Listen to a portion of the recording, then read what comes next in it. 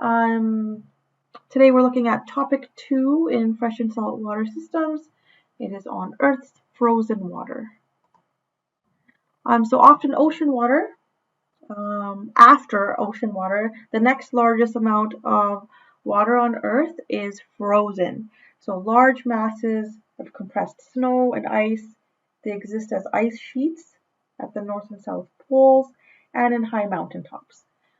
They cover about 10% of Earth's land area, and they lock up about 3/4 of the planet's fresh supply in that solid state as ice. So we're talking about glaciers. So what is a glacier? It's a large moving mass of compressed ice and snow. Some areas of the world, it's so cold that snow just remains on the ground year round. And then when it doesn't melt, it just begins to pile up. And then as it accumulates, the weight of the snow becomes great enough to start compressing the bottom layers into ice. And then eventually, the snow can pile up so high that the pressure on the ice on the bottom, it does cause some partial melting. Then the ice and snow begin to slide downhill. And then when it starts to move, this moving mass of ice and snow, that is a glacier. All right, so here in this diagram, we're seeing how the weight of snow, it creates pressure. It'll change crystals eventually into glacial ice. Some key terms here, ice cap. An ice cap is a glacier that forms on an extensive area of relatively level land, and it flows outwards from its center. And then an ice field is an upland area of ice that feeds 2 or more glaciers. So in these 2 diagrams here, we have the Columbia ice field, this one as well. The Columbia ice field is the largest of the ice fields in the Canadian Rockies. So this ice field, it feeds 6 major glaciers. Next are valley glaciers. So this is a glacier that forms in a mountain range. So in high mountains, the average temperature is low enough to prevent snow from melting during the summer. So these valley glaciers are able to grow. This example here is the Athabasca Glacier in the Columbia ice field. Okay, so right here, that valley glacier, and here. This one here, the longest outflow from the Columbia ice field. This is the Saskatchewan Glacier. Next is a continental glacier. So these types of glaciers, they're a huge mass of ice and snow, and they cover all or a significant part of a continent. They occur mostly near the North and South poles in Greenland and Antarctica. And they're so thick that they can almost bury mountain ranges on the land they cover.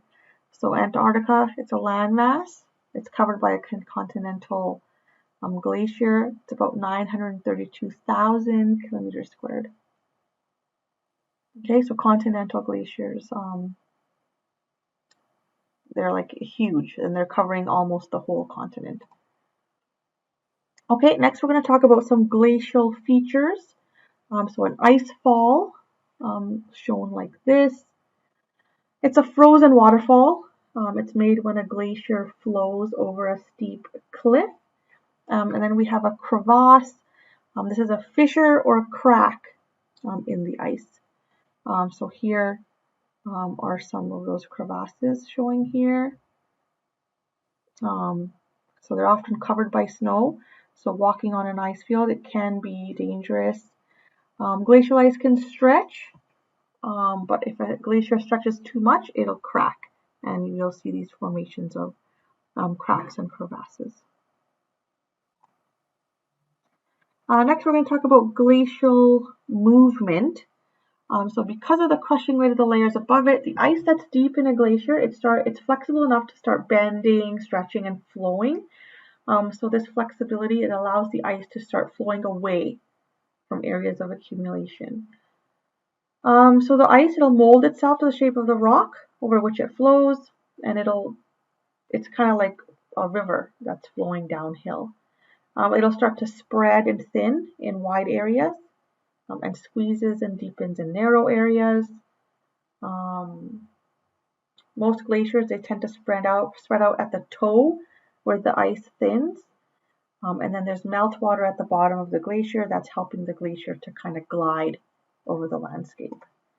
I do have a diagram here. So like this here is what I'm referring to as the toe of the glacier. All right, so advancing or retreating. A retreating glacier, this is when a glacier, it melts faster than it flows.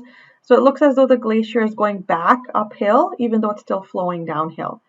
So if ice melts from a glacier faster than it's being replaced by new ice, the glacier shortens and retreats. An advancing glacier, this is when if ice builds up more quickly than it melts, the glacier lengthens and advances. So keep in mind, no matter whether the toe of the glacier is retreating or advancing, the glacier as a whole, it's always moving downhill and forwards. So in this diagram, continuous ice movement. First winter, there's the toe of the glacier. Here's summer. We have some melt back, but notice it's still moving. And then second winter, it's still moving, but notice the toe has moved further. So it's the position of the toe that we're looking at of the glacier, and then here's just like how it's changing over the years. Okay, so this glacier, the Athabasca Glacier, is one example of how a glacier can retreat even while it's still flowing downhill. Okay. Next, we're talking about pack ice and icebergs. So pack ice, any of these terms that are underlined and bolded, you do need to know those terms. So pack ice, this is a sheet of ice. It's rarely more than 5 meters thick that breaks easily. So it's formed from freezing seawater, and then large pieces will sometimes break off and then melt as they move towards warmer waters. Icebergs, these are large chunks of ice that break loose or calve from continental glaciers as the glaciers flow downslope into the ocean. So then these icebergs, they'll just be floating. The sun and the wind will melt the tops, but the bottoms of the icebergs, they are submerged in the ocean and will melt more slowly.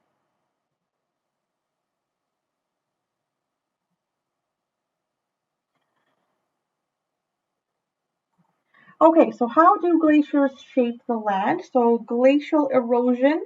So as glaciers, they move over land, they're pushing aside and forward any loose materials. And then eroded sediments, they'll start to pile up along a glacier's sides. I think I have an image. So glaciers, they'll also weather and erode rock. And when that glacial ice starts to melt, it'll flow into cracks in rocks. Water will refreeze in these cracks. It'll expand and split the rock into pieces. Then those rock pieces then get lifted out by the glacier as it's moving. So this process, it results in boulders, gravel, and sand being caught by the bottom and the sides of a glacier. And then as the glacier continues to move forward, those rock fragments and sand at the base can start to scrape the soil and the bedrock. And those are called striations. Okay, so those are those scratches that are made in the rocks by rock fragments that are being carried by glaciers. Those striations can also give clues in which direction the glacier moved. So here we have a couple valley glaciers showing here. These are called arêtes. We'll talk about those in a bit. So in this figure, rocks that were stuck in glaciers, they can start to scratch and gouge underlying rock. You can see the striations or grooves here.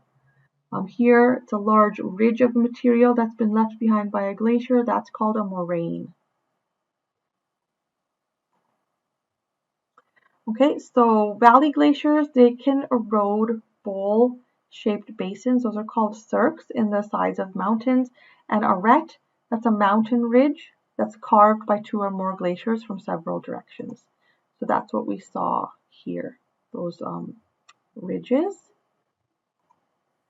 A horn, I think I have another one here. So here's that cirque that I was talking about. That's that bowl-shaped basin. Okay, so that is a cirque right there. Kind of looks like a bowl shape. And then we have a horn. That's the sharp mountain peak, and it's also carved by glaciers. Let's see if I have an image of the horn. Yes, right here. Okay, so there's the cirque. That's the bowl-shaped basin formed by erosion at the start of a valley glacier. There's the horn, another one here. It's that sharpened peak, and it's formed by glacial action, and in three or more cirques. And then we also saw the arête here, those ridges. We'll talk about moraines in a bit. Valley glaciers, they flow down mountain slopes and along valleys, eroding as they go. So these valleys that are eroded by glaciers, they're U-shaped because a glacier it plucks and scrapes soil and rock from the sides as well as from the bottom. Okay, when you see a valley that's eroded by a river, it will be V-shaped. All right, so when it's by a glacier, we know it's U-shaped. By a river, it's V-shaped.